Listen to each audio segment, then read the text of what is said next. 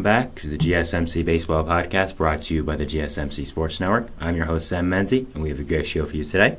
First topic we'll be covering is going over the games that happened yesterday in baseball, recapping the action from those. Then we'll be going over the standings. It is the end of the week, so I just wanted to give a little rundown of those and see who's on top, who's on bottom, that kind of stuff. And last but not least, we'll be talking about some other news stories around the league, just some other stuff I wanted to go over that did happen. Now, before that, I would like to ask you to please like and follow the show. We do get a number of questions from viewers, so to ensure that your question does get read in the air, please use the link, gsmcpodcast.net. Really does help the show, and it really does mean a lot, so thank you so much for that. And let's get into our first segment of the day today. So, our first segment of the day is going to be talking about the games that happened yesterday in baseball. Now, if you watch the show, you do know usually I split these into two for AL and NL. The reason I do that is because it would just take too long for 15 minutes to go over all games that happened in baseball. Usually there's around 12 to 15 games, but yesterday there was only 5, so there was no point in putting it into 2. So yeah, I just want to talk about it in one, and then we'll go into our second, third, and fourth segments of the day, of course. So here's the first one. We'll be talking about the games from yesterday, and let's get into it. So the first one we have is a rivalry of sorts, the Mets and Braves. This series is split 1-1 so far.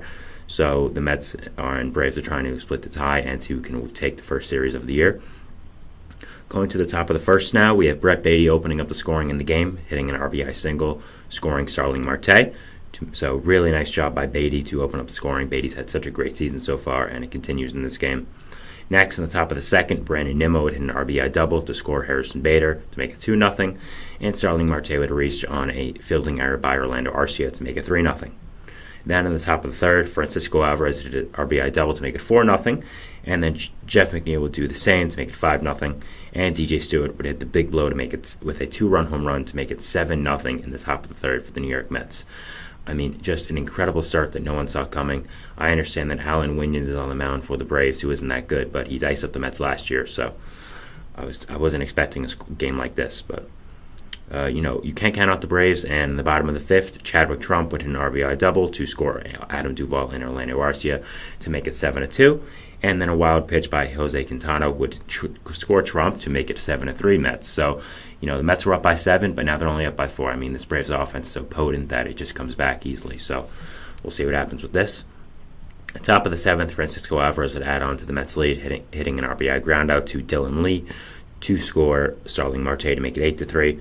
Jeff McNeil would then drive in 2 with an RBI single, making it 10-3 Mets in the top of the seventh. So at this point, it's a blowout, and Brandon Nimmo adds on with a RBI triple to score Harrison Bader, making it 11-3 in the top of the eighth. A wild pitch by Tyler Matzik would make it 12-3 Mets, scoring Nimmo. So at this point, it would just be a complete and utter blowout and kind of humiliating for the Braves. Braves would score 1 with making it 12-4 with an Adam Duvall RBI single to score Austin Riley. Would not do much, as in the top of the ninth, with former Met Luis Guillorme pitching on the mound, position player pitching for the Braves. Tyrone Taylor would hit his first home run as a New York Met, a grand slam as a matter of fact as well, making it 16-4 Mets, where the score would end up being. So I don't think this is the score that anybody was expecting for this game.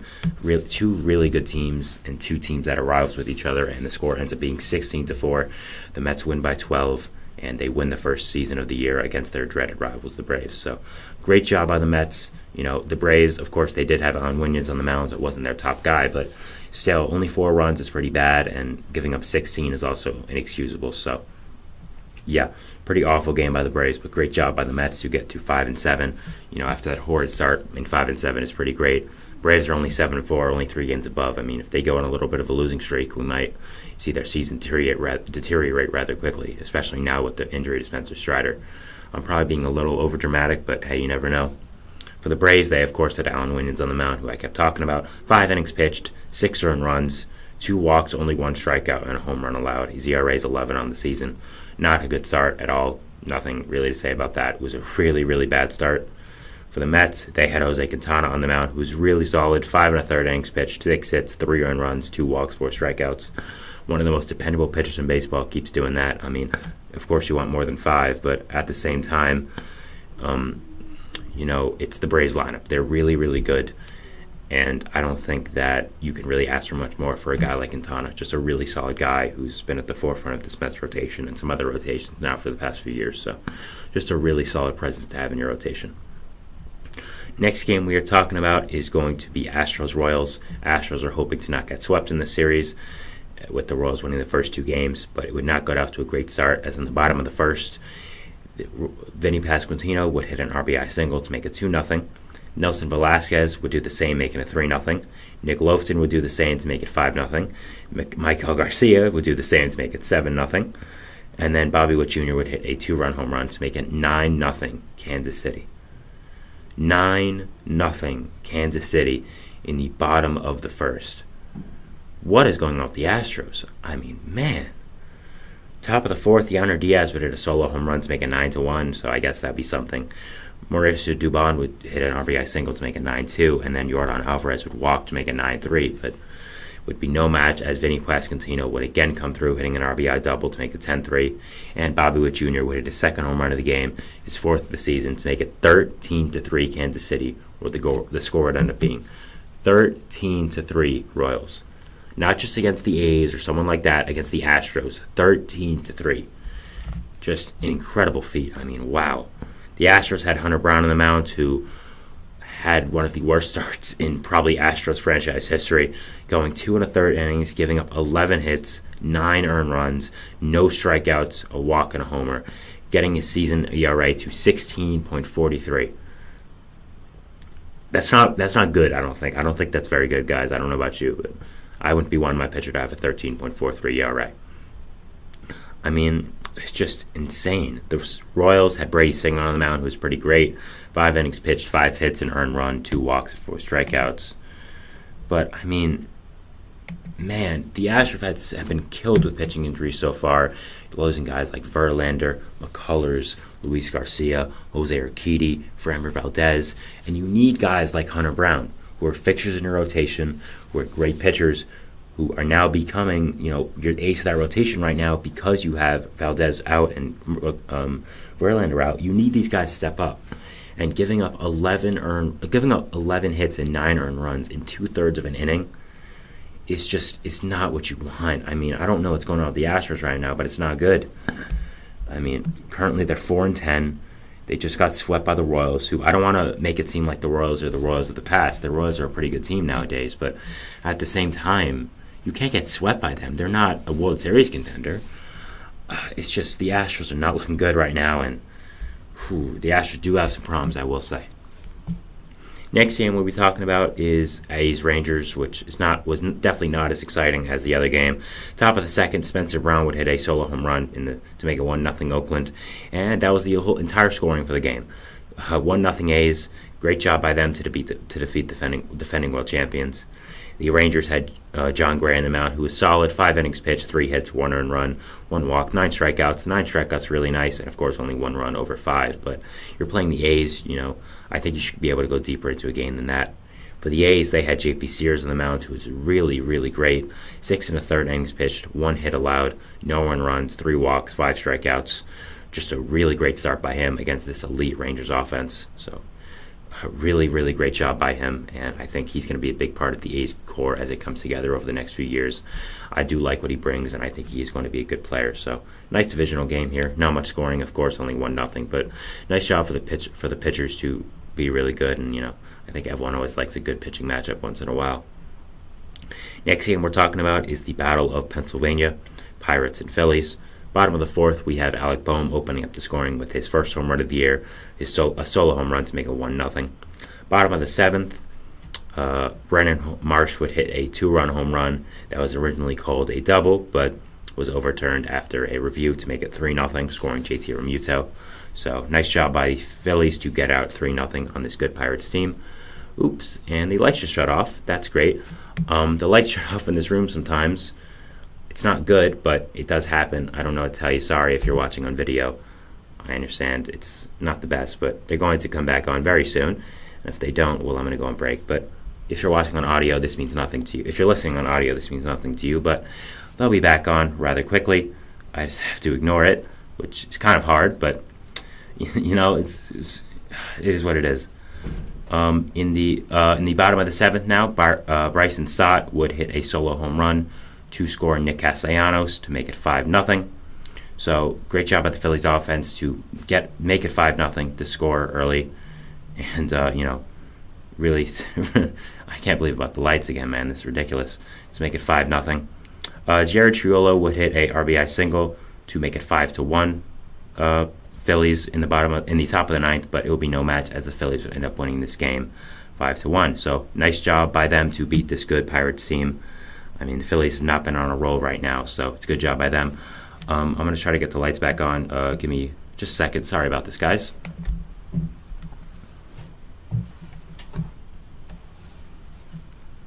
There we go. They're back. Sorry about that. If you've watched the stream at all, that does happen once in a while, like once a week usually. I don't know why. It's very strange. I don't see it happen with anyone else, but anyways, for the Pirates pitching, they had the rookie Jared Jones on the mound, who was really great. 6 1/3 innings pitched, 6 hits, 3 earned runs, no walks, 8 strikeouts. I think the no walks is really big here for Jared Jones. You know, he has great stuff, but I think the control's been a problem even back to the minor leagues. So really nice job by him to control that and get the strikeouts. For the Phillies, they had Ranger Suarez on the mound, who went 6 innings, giving up only 2 hits, no earned runs, 2 walks, and 8 strikeouts. So a really strong outing by Ranger. And, this Pirates offense has been on a roll. So really nice job by him to keep them under control. Final game we have is going to be Orioles-Red Sox, a divisional matchup. Bottom of the first, we have Masataka Yoshida hitting an RBI groundout to score Jarren Duran, opening up the scoring in the bottom of the first. And then Wilyer Abreu hitting an RBI double to score Tristan Casas to make it 2-0 Red Sox, also in the bottom of the first. Colton Cowser would get the Orioles back in the game with a solo home run to make it 2-1. And in the top of the eighth, Anthony Santander would hit a 2-run home run, scoring Jackson Holliday, his first MLB run, to make it 3-2 Baltimore. Bottom of the eighth, Connor Wong would tie up the game with a solo home run to make it 3-3. And in the top of the 10th is where it all fall down for the Red Sox with a 2-run home run by Gunnar Henderson to score Jackson Holliday to make it 5-3. A Cedric Mullins RBI single to make it 6-3. And a Colton Cowser 3-run home run to make it 9-3. I mean, Colton Cowser has just been off to an insane start this year. Just truly incredible. At 1.379 OPS in 24 at-bats, 2 home runs, 11 RBIs. He's been really, really good. And, if I was an Orioles fan, I'd be really excited about his future. For the Red Sox, they would score a run in the bottom of the 10th with the Jarren Duran RBI double to make it 9-4. But that would be all that would happen for them, as they would not end up scoring. They would not end up tying the Orioles' 6th spot in the top of the 10th, sorry.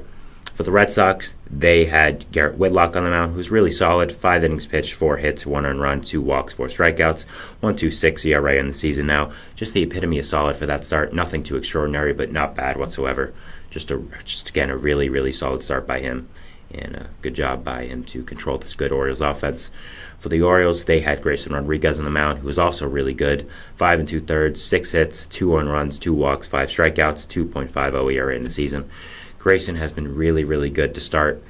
And, just a really good player for the Orioles right now. I think with the Bradish injury, even though he is coming back soon, he's getting a rehab assignment right now. I think Rodriguez is going to be the biggest piece of this Orioles rotation. You have Corbin Burnes, yes, but at the same time, Burnes is really the only high-level starting pitcher you have. And Bradish is good, but I don't think he's that high level. But I do think Rodriguez has the opportunity to develop in one of those star levels pitchers and a really, really good player. So, definitely watching him for the future. Diggs, by the way, won. What's up to you as well? Thank you for watching. I appreciate the support. That was our first segment here, just talking about the games from yesterday. Only a few, so wasn't, 2 segments like usual. So, we're going to go to a break here, but before we do that, we're going to talk about our second segment just a little bit. We're just going to be talking about the AL standings in baseball right now, just going over them and what they are, since it is a Friday end of the week. So I want to just give my takeaways, some surprises, and all that. So, we'll be going over that, but first we'll be going to our first break of the show. So thank you so much, and see you after that. Bye. Thanks.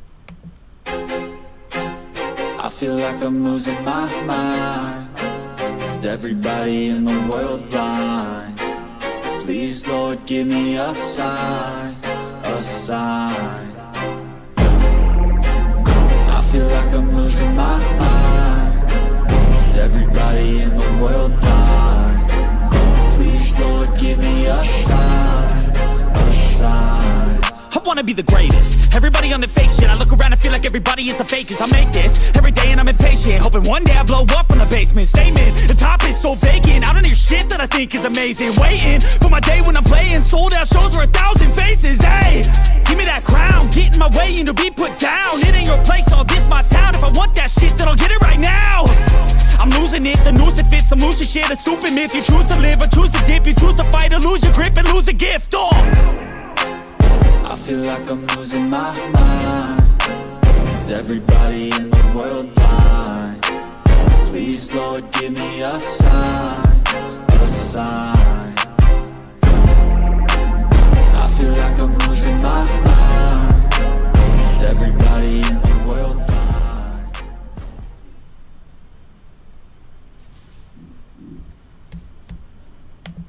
And we are back here on the GSMC Baseball Podcast, bringing you our second segment.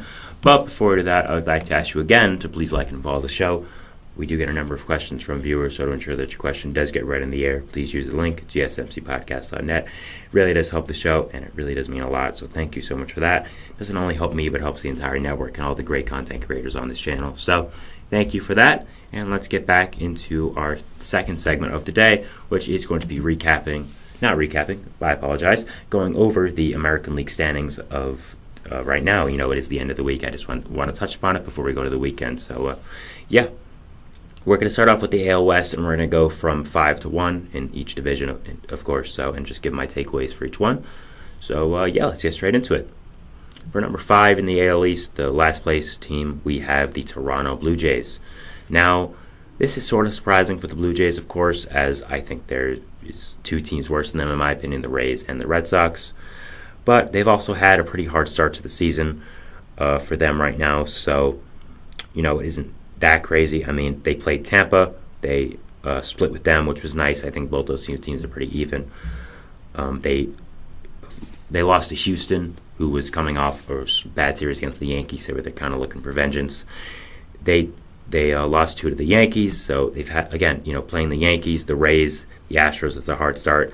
They played the Mariners, and, next they play the Rockies, so I think they should be able to beat the Rockies pretty easily, but they've had a hard start to the season, so I'm not taking it I'm not taking it as a whole. I'm kind of taking it with a grain of salt, is what I was trying to say, so, yeah, that's kind of it, but still, I'm not too worried about the Red Sox. I don't really think anyone should be, so.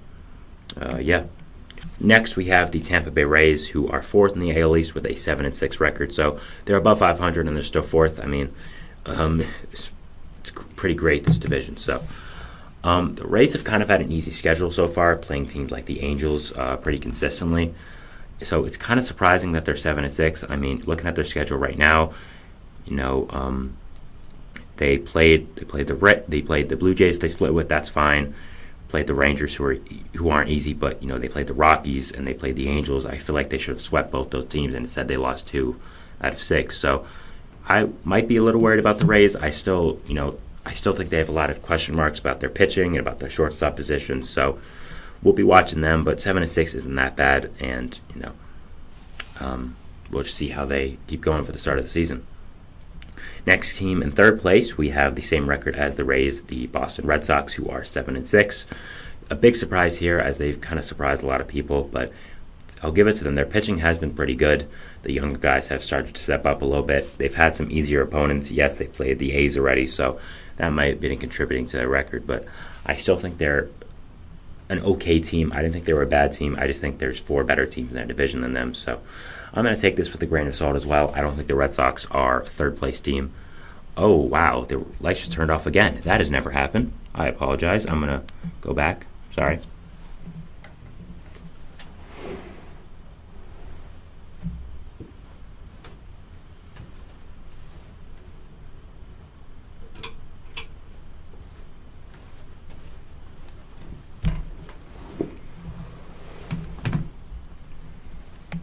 Hi, guys. So yeah, they just turned back on. Usually the lights turn off once, but twice in a minute period is kind of crazy. But let's hope it doesn't happen again. I'm really hoping that does not happen. It is very inconvenient. I don't know why it happens, but we're just gonna keep going. Is what it is, I guess. So for Boston, again, I'm taking it with a grain of salt. I don't think that they're a horrible team, but I just think there's better teams in the AL and the AL East than them. So, yeah, that's kind of it. The Orioles are 8-4 in second place. Not too crazy to me. I think they've played up to their potential so far. I think they'll be a little better than 8-4 or a 667 winning percentage. I think they'll be a little better than that. But it's not too crazy, especially now with the calling up of Jackson Holiday. I do think the team is really going to improve a lot. So, I'm just watching them. The pitching is the biggest key, I said. Grayson Rodriguez had a great start.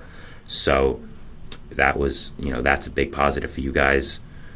And you're getting Kyle Bradish back soon. So I think the Orioles should really take off, and I'm really looking forward to watching them and what they do end up doing. Next, we have the Yankees at 10-3, 769 winning percentage in first in the AL East. Now, is this a surprise? Not really that they're in first. I mean, I had them in second. I said it was pretty much a toss-up between them and the Orioles for the AL East. I did lean the Orioles, but because of the Garrett Cole injury, but at the same time, it's not too crazy. So, for the Yankees, they're a really great team, and they've proved it so far. They swept the Astros to start off the season, which was insane.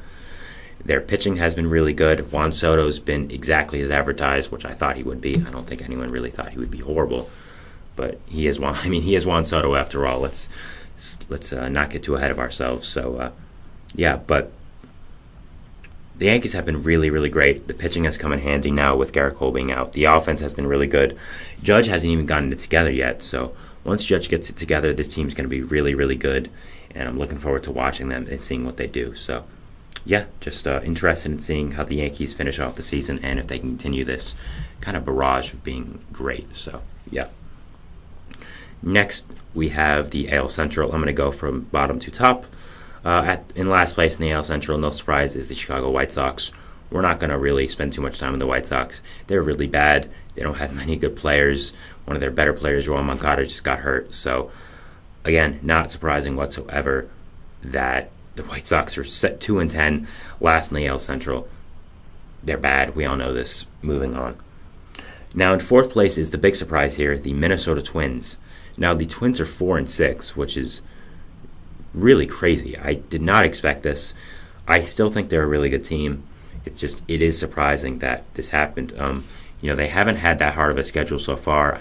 They played Kansas City to start off with, who I think they are better than them. I don't think they're significantly better than Kansas City, but I do think they're better. I think they're a better team.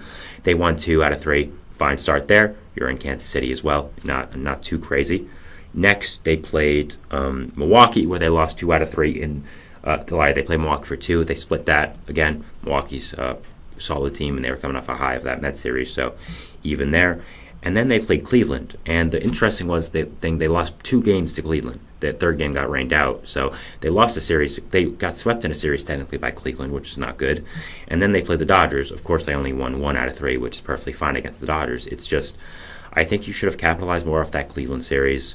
Losing 2 is pretty unacceptable. And I think you could have also swept Milwaukee. So, I'm not too worried about Minnesota, but I think there are some things here to watch and see what can happen with them. They have been hit hard by the injury bug, specifically to their bullpen, which could be something to watch. But I still think they're a really good team, and definitely watching them as the season does go on. Third in the AL Central is the Detroit Tigers, 7-4. Props to them. They've been really, really good. Their new additions have been performing. Their young players have been performing. And I'm looking forward to seeing them keeping it up. I'm not really sure how good they can be, but I think they're going to be better than in the years past, where they were kind of the lowly Tigers. So we'll definitely see what can happen with them, and I'm definitely looking forward to watching them. I think the big key is their pitching. I think they have some really nice guys there. Looking at that rotation, of course, Tarek Skubal, who I picked to win Cy Young. You have Reese Olson, Jack Flaherty, Matt Manning, Casey Mize. So you have those guys. The bullpen is really nice as well. Alex Lange, Will Vest, Jason Foley, Andrew Chafin. They have some really nice guys in the pen and just pitching overall as well. Some nice hitters like Riley Green, Parker Meadows, Spencer Torkelson. So I think the Tigers could be a really good team. and I had them finishing second in the AL Central, so I don't think it's a big surprise that they're 7-4, and I think they're going to be a team above 500 for the season. Next, we have the Kansas City Royals, who are 9-4. Now, the Royals, I think, are going to be good, but I don't think they're going to be this good. I mean, they just swept the Astros, who, yes, have some problems, but they're still the Astros. They still have that amazing lineup. So they're one, I think, 4 straight is now 9-4. Just they've really been lighting it up, and their new additions have come in handy. The pitching has been great with the new additions, like guys like Michael Wacha, Seth Lugo. The offense has been great. Pasquantino has been great. MJ Melendez has been great. Vinny Pasquantino has been great. Bobby Witt, of course. So, yeah, I mean, Kansas City has really been stellar so far, and I thought they would be good, but not this good. So, definitely looking forward to seeing if they can keep this up. And even if they can't, I still think they're a really solid team, and really looking forward to what they can do. Now, the biggest surprise has been Cleveland, who somehow is 9-3 and is the top of the AL Central. I don't know how they're 9-3, but they are. Hey, props to them, right? I mean, they opened the series against Oakland. They won 3 out of 4. No surprise there. We all know Oakland is awful. But then they won 2 out of 3 against Seattle. Swept the Twins technically. Of course, won 2 out of 3 to the White Sox. So, as much as they have had an easy schedule playing teams like the A's and the White Sox, Minnesota and Seattle are 2 really good teams. So I'm not going to necessarily sit here and say that they're horrible, but because they have beaten good teams, and it's just the product of their schedule. Now they've beaten some good teams. So I think having a new manager is kind of one of the biggest things. I think Stephen Vogt has looked really, really good so far. He's shown he can be an MLB manager. Maybe that's gone into them a little bit. Maybe it's shown them that we are a great young team. We are really good, and he's kind of putting a new life force in them, a new energy. So that's possible. But yeah, the Guardians have really surprised me being atop, and props to them. They've been winning games in a good way. Now, they did lose one of their better players in Shane Bieber, which is obviously going to be a big deal. But at the same time, they're still winning. So we'll see what happens with that. But I don't think this is going to last that much longer. But I also don't think they're a horrible team. So we'll definitely see what happens with them so far this season and see what they end up doing. In the AL West, we're going to go from, of course, fifth to first, and fifth is somehow, some way, nobody expected this. The 4-10 Houston Astros. The Astros are 4-10. Think about that for a second. The Houston Astros are 4-10. Like, that's insane to me. And it's not just a 4-10 where, it's just they're getting unlucky. No, they have serious problems right now. Their pitching has not been good. Their bullpen is not giving them length. Their starting rotation has not been good. They got swept to start the season 0-4. They beat 2 at Toronto, yes, but they split with the Rangers, nice, but they got swept by the Royals as well. So they have some problems right now. And they're fifth. Are they going to stay in fifth? No. Do I still think they'll win that division? Yes. Do I still think they're going to make the playoffs? Yes. But they have some problems right now, and if they want to do these things that I think everyone knows they're capable of, they have to be better, and they have to get healthy. So I'm definitely watching them now and seeing what does happen. Seattle right now is 5-8, a little disappointing in my opinion. I thought they would be better. Splitting with the Red Sox was bad. Losing a series to the Guardians was bad. Losing a series to Milwaukee was bad, and losing a series to Toronto was bad. So, yeah, just simply they have to play better. Their pitching has not been as good as I expected it to be, as I expected it to be so far. So I think really the pitching is the biggest thing. They have to improve on that. They have a lot of great young pitchers who I think are going to be big parts of their core. So, yeah, just watching that and seeing how they do perform. The next somehow is the A's at 5-8 and third in the AL West. I don't know how that's possible. Don't ask me. I really don't know. We're just kind of going to glide over this. Yeah, the A's are going to be bad. They're going to be really, really bad. I don't think they're going to be at third for much longer. I would expect them to fall back down to earth. And definitely thinking this happens. And I don't think this is going to stay now for a little while. Nope, did not mean to do that. I'm sorry, with all the technical difficulties that happened today, I did not mean to press the outro button. Going to second in the AL West here, we have the Angels somehow, who are 6-5. This is actually a pretty good record. I think the Angels would be 6-5. I think this is pretty even for them. Sorry, they're 6-6. I read that wrong. Yeah, I think they're pretty much 500. I don't think there's too much to say there. They're second in the AL West because the Mariners and Astros have underperformed, but I don't think they'll be there for a lot long. I don't think they're sticking there, so I want to get to adjusted to second place Angels fans, but I still think they're not a horrible team, especially with the Mike Trout resurgence at 500. I think that's kind of exactly what they are. Again, with the lights, that'll be fixed over break, I promise. The Rangers are in first in the AL West with 7-6. I think first is fine with them. They're a really good team. I think finishing in the AL West, first in the AL West, isn't too crazy. So, yeah, we're going to go to a break here now. Sorry about the problems during this segment. I really don't know what happened here. We're going to go to our third segment, which is going to be talking about the NL standings, since it is a Friday. So, yeah, we'll be talking about that, and we'll see you after the break. Thanks, and bye. Looking for your daily fix of sports talk without having to pay for it? GSMC Sports Network is available on YouTube. Just search GSMC Sports Network. Get your fix of daily sports talk shows on YouTube, absolutely free. NFL, college football, NBA, MLB, MMA, UFC, fantasy football, and so much more. GSMC Sports Network has shows running all day long, with new sports shows starting every 2 hours. Just like on your favorite cable sports channel, except GSMC Sports Network is absolutely free. Just search GSMC Sports Network on YouTube to catch one of your new favorite shows, like the GSMC College Football Podcast, Chip Shot Football Podcast, Hoops and Heels Women's Sports Podcast, GSMC Basketball Podcast, and so many more. Check it out for yourself. GSMC Sports Network, now available on YouTube absolutely free. Search GSMC Sports Network on YouTube right now.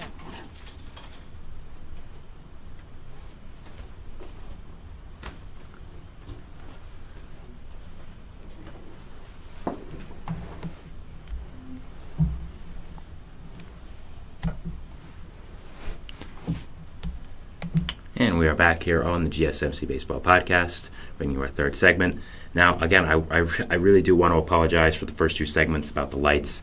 I do not know why that was happening, but I think I got it under control. I think I do. If it happens again, it will be very frustrating. I don't know why it's happening. It does not ever happen this much. It happens maybe once a week, as I said before, just because of the room and that I'm in my campus, but we're going to go to our third segment, of course, which is talking about the NL standings, trying to avoid the potential thing about the lights. So, going to our third segment, of course, is going to be talking about the NL standings in baseball currently.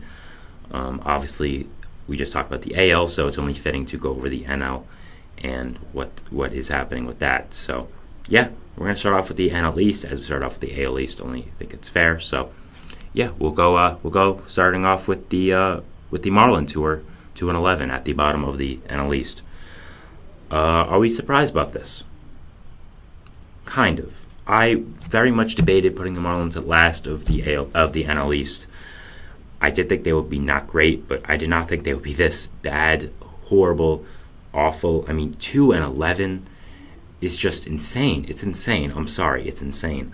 I don't understand how you're 2-11 when you made the playoffs last year. Did they not add a lot this offseason? Yes, but the only real big piece they lost is Jorge Soler. And Soler is a big piece. I won't lie, he's a very good player, but is he is he like 10 wins worth, differentiating yourself from last year to this year? No, he is not. So I don't understand what's going on with the Marlins. They still have a lot of good players. I mean, Luis Arias, Jazz Chisholm, pitching still some nice guys like Jesus Luzardo, Braxton Garrett, Ryan Weathers, shown some potential. AJ Puck's been bad, but he still is young, I guess. So it is surprising that the Marlins are this bad, 2-11. I think they will be disappointing, but again, not 2-11 bad. So it is very surprising, and I don't understand how they're this bad.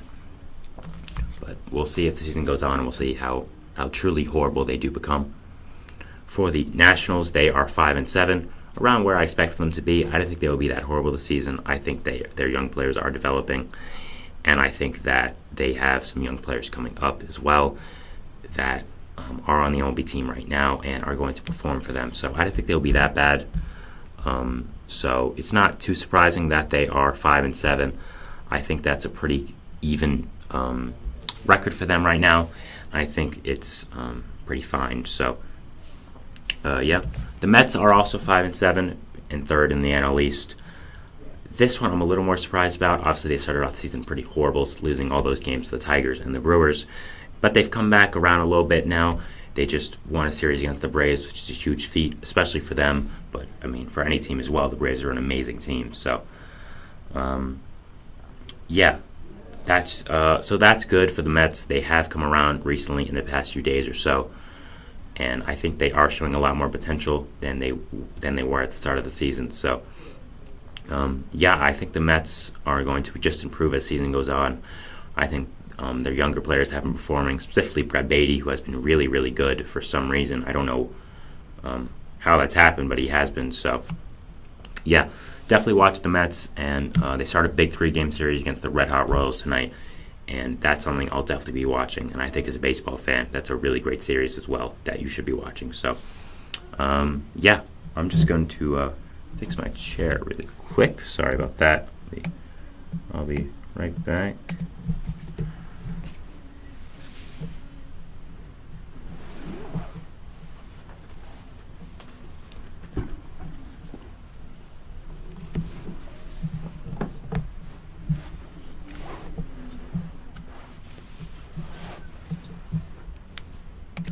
There we go. Sorry about that. Having a lot of technical difficulties today. I don't know why, but yeah, the chair I just wanted to fix.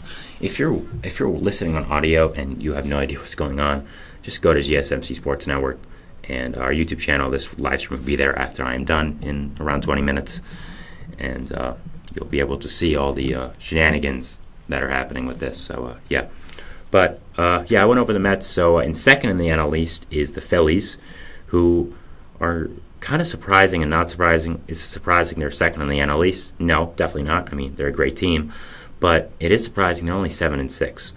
They have kind of been underperforming. I think their offense has not been as great as people expected them to be. I mean, they played the Nationals and they played the Cardinals, who were both easy series. They probably should have swept, but they won 4 out of 6. Still good, but they had a hard road to start with playing the Rays, playing the Reds. They just won a game against the Pirates, so we'll see how that series goes. But yeah, I think they're a really good team, but I do think they can be better, and hopefully we'll be seeing that. The Braves are 7-4. They're first in the NL East. They're the best team in that division. I don't think anyone's debating that. But at the same time, only 7-4 is kind of underwhelming for a team of their caliber. So yeah, we're definitely watching that and definitely seeing what does happen there with them. So yeah. We'll see if they can improve. I think they will. I think they'll be fine. But losing that series to the Mets was not good. And, yeah, we'll just see how they do going into the season. Fifth in the NL Central, we're going to there now, is the St. Louis Cardinals, who are 6-7. Is that surprising? Not really. I don't think they're the best. I think they're pretty close to the worst team. I honestly thought that every team in the NL Central could potentially finish in last, really, except the Reds, who I was really high on. So I still think it's kind of a crapshoot for the NL Central, who will win, what the standings will be. I think it's going to be Cubs and Reds in the top, but then I think the Pirates, Brewers, and Cardinals are all pretty even. I think they all have similar strengths and weaknesses. So that's going to be interesting to me to see who does end up finishing last in the NL Central. The Cardinals have no pitching, and it's proven so far. I mean, they played the Dodgers, so they haven't had the greatest season to start. But, yeah, we'll see how they continue going for the season, and we'll be seeing how their pitching does perform. Their pitching is the biggest thing, and that really is the key to everything. So, next in the NL Central at fourth is, surprisingly, in my opinion at least, you guys all know my thoughts. It is the Cincinnati Reds, who are 6-6. Now, of course, I am very high on the Reds. I think they are going to finish in first in the NL Central when it's all said and done, but not the greatest start to the season. They played the Nationals, who they beat. They played the Phillies, they beat. They lost 2 to the Mets, which is surprising, and they lost 2 to the Brewers, which also was surprising. So, yeah, I think they should have beaten the Mets more. I think they should have beaten the Reds more. I think that's really it. I just simply think it's getting better. Like, they just should be better. That's really it. So, yeah, I don't think the Reds are dead in the water, I still think there's a lot of potential in this team. I think that they're going to be a really good team. So it's just putting it all together and capitalizing on beating these teams that are worse than you. So really all I can say there. Next we have the Cubs, who are 7-5, a .583 winning percentage, kind of around where I thought they would be. This is not very surprising. I think this is pretty even for them. I think they're just a barely above average team. So yeah, I mean, I think they have a lot of good pieces, but some of the complementary pieces could be better, and I still think they're lacking that true superstar. So that's really what I'm watching for this Cubs team, just seeing how good they can be. I don't know what kind of tier they're going to be in as a team, so yeah, we'll be watching that. Next to the Pirates, who are second in the NL Central, who have been a big surprise this season, 9-4, really done super well. They swept the Marlins, who've been awful, and that was kind of starting the Marlins' downfall. They beat 2 out of 3 for Washington. They won 2 against Baltimore, which was crazy. So you could say yes, they started off the season on a really easy schedule with the Marlins and with the Nationals, but thank you, Nice Chet Johns, for subscribing to the channel. I do not know if I am reading that name right.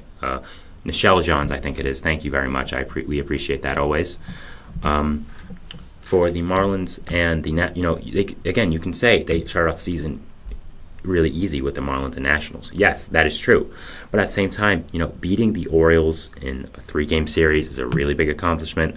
Splitting with the Tigers is really nice. So are they for real? Maybe, maybe not. But they've played really well so far, and I think if you're a Pirates fan, you have a lot to be happy about. I trashed their pitching additions this offseason, but Mark Gonzalez, Martin Perez have been really nice, so not gonna trash them again, and we'll see if that continues. But as of right now, the Pirates are doing really well, and there are definitely some signs of actual improvement for this team and actual exciting things if you are a Pirates fan.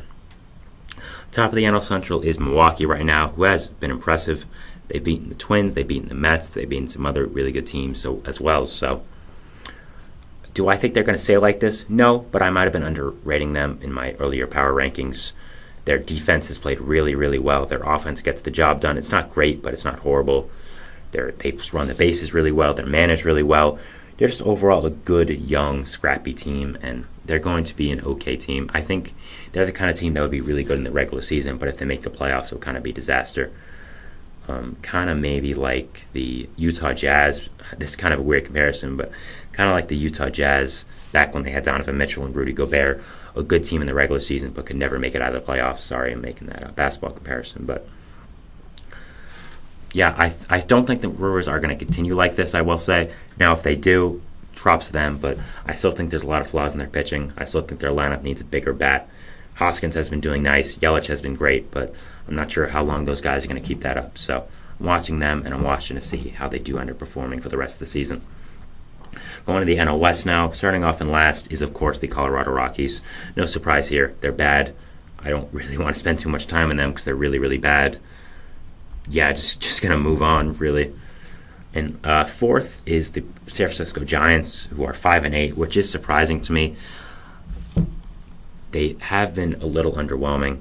They have also had a hard schedule, playing the Padres twice and playing the Dodgers as well. But they lost 2 to the Nationals, which is awful. You cannot do that. If you've had a hard start to the season, you have the Nationals as a team you can just get an easy 3 with, and instead you only win 1. I mean, that's just unacceptable. I think every Giants fan would agree with me. So I still think they're a really good team. I think they have a lot of good pieces, but they need to step it up right now. I think time's ticking. Losing a series like that to the Nationals is pretty awful. So they need their new additions to come in handy. Blake Snell, they need him to be Blake Snell. They need Jorge Soler to be Jorge Soler. Matt Chapman to be really good. Jung-Hoo Lee to be really good as well. So I don't think they're going to be amazing in the first half because they have so many pitching injuries. But once they get guys like Alex Cobb, Robbie Ray, Keaton Winn, Tristan Beck back, I think their pitching is going to be a lot better. And subsequently, I think their team is going to be a lot better. So I'm watching that and seeing how they do underperforming. So they'll be an interesting team to watch, especially with their young talent and all the players they did add this offseason.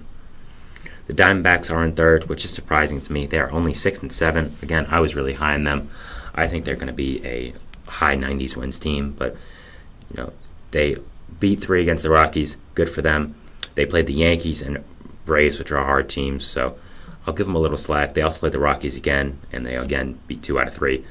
It's a divisional game, so it's kind of always going to be close, even though the Diamondbacks are significantly better than the Rockies. So I'll give them a little bit of slack because they've had a hard schedule, but I still need to see them pick it up. I still need their stars perform like stars. So Padres, they are 7-8 and second in the NL West. Kind of around where I thought they'd be. I think they'll be a little better than 500, but it's still not an insane record for them right now. They played the Giants, tied with them, pretty even there. Lost 2 to the Cardinals, which you cannot do. Lost 2 to the Giants again. Played the Giants again and lost 2 to them again. Not good. They beat the Cubs, which is nice, so maybe they're on the right track. But I think those are games that you need to win if you're going to be a really positive team. So, yeah, just hoping if you're a Padres fan, those would be better. Finally, we have the Dodgers, who, of course, are in first place, 10-5. Nothing much to say here. The Dodgers are the Dodgers. They're a great team. They're the best team in baseball pretty easily. They have one of the best rosters construction in baseball history. Not going to spend too much time on them. They're really, really great. And, yeah, that's kind of it. So that was our third segment here. Again, I apologize again about the technical difficulties. I think they're under control right now, but we'll see. We're going to our fourth segment, which is going to be talking about some general news stories around the league, some stuff I wanted to touch upon. There is a good amount, actually, that happened yesterday. So, yeah, I did want to touch upon them and give you my 2 cents on all of them. So, yeah, we'll see you after the break, and thanks. Bye.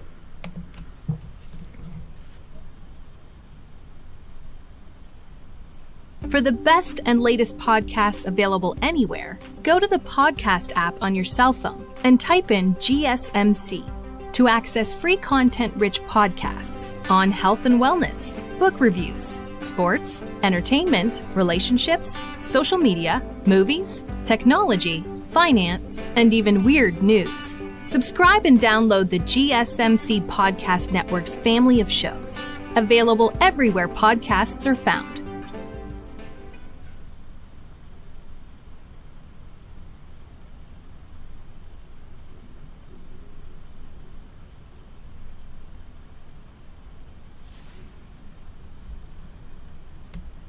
All right, we are back here on the GSMC Baseball Podcast, bringing you our last segment, our fourth and final one, which is just going to be talking about some news stories around the league.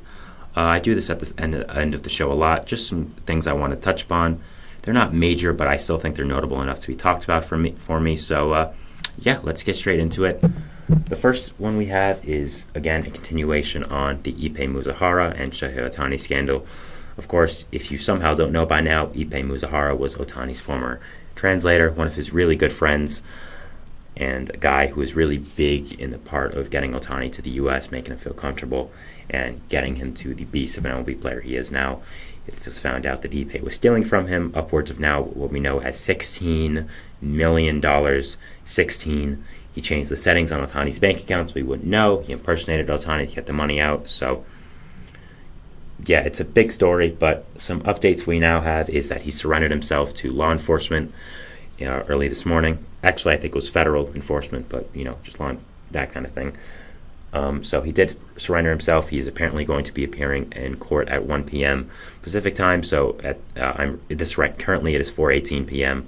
On the East Coast. So West Coast, the expectation is that apparently he will be let out on bond. So at this point, it is likely that he has shown up in court and he has been let out of prison jail, I guess, to be let out on bond. So yeah, we'll be updating the story as it goes on. It is really, really fascinating and interesting. Now, all this stuff is alleged. Of course, we know he was in talks to plead guilty, so I'm not sure how that really adds on to it. But we'll be very careful about what we say because it is an ongoing legal situation. So we'll be talking about it, though, as the situation does unfold and as we get more information about it. I haven't really done a full segment on it in a little while just because, again, as I've said a few times now, it is more of a law situation that just happens to have a baseball player as a victim, a part of it. So I don't really know how much I can talk about it on a baseball podcast, and I don't really know how much I know about it because, as you guys can probably tell, I'm not a law guy. I'm not a lawyer. I don't know anything about it, so it's not really my place to entirely speak on it and give the most informed stuff. So if you want that, there's a lot of Dodgers reporters covering it. They know a lot more than me. So Alden Gonzalez has done a great job. He's a Dodgers beat writer. So if you want to follow him and keep up on it, I suggest you do that. But we'll be giving updates on it probably in this kind of segment as it does go on. But if there's a big break in it or Ohtani's involved somehow, we'll definitely talk about it as a full segment. But right now, it's more of a legal situation than a baseball situation, so I'm not going to go into it entirely. Going to some more baseball news, kind of also on the legal side. Bad Bunny, who ran a MLB agency, I believe it's pronounced Remas, they are under investigation by the MLBPA for basically bribing players, I think, to join their agency, if I'm not mistaken. We don't really know the entirety of it, but it's kind of that. It's kind of just that. So we'll be seeing how this does unfold. They do have some big name clients. I think their biggest one is Francisco Alvarez, the Mets catcher. So we'll be seeing how this does unfold. We'll be seeing what happens with the agency and seeing what happens to these allegations. But yeah, an interesting situation. I mean, first of all, Bad Bunny, a musician like him, creating an MLB agency that actually got players was kind of crazy. And now apparently they might have been doing illegal things, so that's even more crazy. So it's just an all-around interesting situation, and we'll definitely be watching it and updating it as the season does go on and as the situation does unfold. So right now they're under investigation by the MLBPA and the MLB, so we'll be seeing what does happen there. Julio Teheran has opted out of his Mets contract and elected free agency. After only one start with the Mets, he refused to be optioned to AAA and was let go by the Mets to be a free agent. I think that he's right now the best free agent on the market for teams that need pitching. I think some teams that could potentially be in on him are the Pirates. I think they always need pitching, and with the way they're playing right now, they might be a contender. I think the Astros are a great fit. We've talked so much now about how many injuries they've lost, how they've been underperforming. So I think Teheran can provide them with some really quality innings. Just fill in that rotation, being just a good overall player for them. So I'm going to be really interested in seeing what does happen with Teheran's market. I think he's a solid MLB player, and I think there's a lot of teams that could use his services. So yeah, definitely watching him and definitely interested to see what does happen and where he does end up on the free agent market. I still think he has a lot left in the tank. And again, I think he's good depth for a team and a good guy that can provide innings for them. Joe Odorizzi was released from the Tampa Bay Rays, of course, on a minor league contract with them earlier in the season, having a little bit of a homecoming. Of course, that is where he made his mark as an MLB player with the Rays. They've also had a lot of pitching injuries, so I thought the signing was a good idea to not only the storyline effect, but also bringing in a veteran piece of pitching depth. But he didn't end up making the LB roster and didn't end up pitching for them, so he is released. I think he also could be a fit for the Astros. Again, he's not a great pitcher at this point in his career, but he knows how to pitch okay. He knows how to just pitch like a veteran, give some quality innings, be a good leader. So I think he's still a good piece of depth for any team. I think, again, I'm going to keep mentioning the Astros with all these starting pitchers. I think he could be a good fit for them, and I think the Astros should be all over him or Teheran. And we'll see what if they do end up with a team, and we'll see what their market does end up being. So that is something else to follow as the season and this goes on. So yeah. The Blue Jays have recalled Yari Rodriguez from AAA. Now, this is super interesting. Of course, Rodriguez was signed to a contract by the Blue Jays after defecting from Cuba with the WBC team. Played in Japan and was a really good player over there with his NPB team. Was a kind of a starter reliever hybrid. And after defecting from Cuba, was under consideration by a lot of MLB teams to give a big contract. Of course, ended up signing with the Blue Jays, who gave him a 4-year deal. And he was optioned in AAA as he didn't make the MLB roster, but it was also more of just developing him as an MLB pitcher. He has good stuff, but I still think he needs some secondary pitch help. So I think that's probably what they were working on in AAA, just getting him set for that, adjusting him to the major leagues. And I think it's also been a whirlwind few months, of course, defecting from his home country, going to America, then going to Canada, getting all that visa situation sorted out. So yeah, 4 different countries really, going from Japan to Cuba, then America to Canada. So it's been a whirlwind few months for Yariel, but good for him that he has a contract, is with the MLB, and defected. So good for him, and really looking forward to seeing what he can do with the Blue Jays. This is a really interesting signing when it first happened, and I think a lot of people are interested to see if he can become a really good pitcher in this league and how he will perform. So yeah, that's something I'm watching personally, and I'm really fascinated by what he will do in the MLB and how he will perform. So, yeah. We have the Orioles. They traded for Mets reliever Yohan Ramirez for cash considerations. Ramirez made the MLB roster for the Mets out of spring training. Showed a really nice slider, showed some nice stuff, but did not perform all that well. Had a blow-up game against the Reds, which kind of ended his time with the Mets. I was kind of surprised. I thought he could have been a better pitcher for the Mets than we thought. I think they gave up on him a little too early, in my opinion, honestly. But I understand that they had to make room for Julio Teheran. Of course, he was then DFA'd. But they have some pitching depth. I think that their younger pitchers are going to come up. Guys like Jose Budo are potentially going to be a big part of their rotation. So that's something to watch, how they do perform. But Orioles getting Yohan Ramirez, they have been hit a little bit by the injury bug, especially to their pitching. So I think acquiring Ramirez is just a good depth move for their pitching right now. I think it makes a lot of sense. And the Orioles have had a great pitching lab over the past few years, developing relievers to heights we never thought they could go to. So I think that there could not have been a better fit for Yohan Ramirez and going to the Orioles. So, yeah, just a great fit there and super interesting to watch. Finally, we have MLB moving Sunday morning games off of Peacock. This is, I think, a great win for baseball fans. A lot of them didn't have Peacock. A lot of them didn't want to pay for it just to watch Sunday morning baseball or watch their teams. We don't know that we're moving it yet, but hopefully it's a bigger streaming platform and one that's more prevalent. So that's what I'm hoping for personally. I do have Peacock, but I know for a lot of fans don't, and I understand why they don't. So it's not a hugely popular one. So I think it was kind of a bad business decision by the MLB to put this there. Now, I do like the idea of a Sunday morning game, waking up and watching baseball. I mean, who wouldn't want that? So I did like the idea. I just think it could have gone executed a lot better, and I think MLB is realizing that now. That is why they decided to move it off of Peacock, and they'll be searching for new platforms to put it on, and will be interesting to watch to see where that ends up landing and seeing what does happen with that idea. So yeah, that is my show today, guys. Thank you so much for watching. Make sure to follow us on Facebook, Twitter, TikTok, Instagram for more content and updates. Hit the subscribe button. Hit post notifications. Leave a positive review. It really does help more than you guys know. Remember to donate if you would like. GSMCpodcast.net. Really does help the show. It really does mean a lot. Really does help everyone here. So that would mean a lot. Thank you so much for that.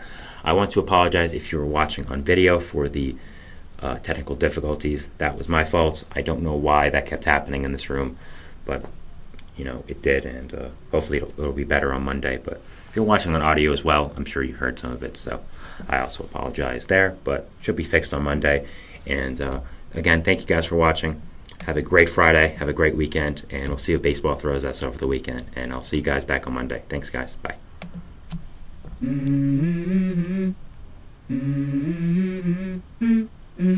Let's go. I wake up to a little bit of drool on my pillow, feel like it's gonna be a bad day. Yeah, I'm tired of shit, and the coffee ain't hit yet, damn, ain't that great.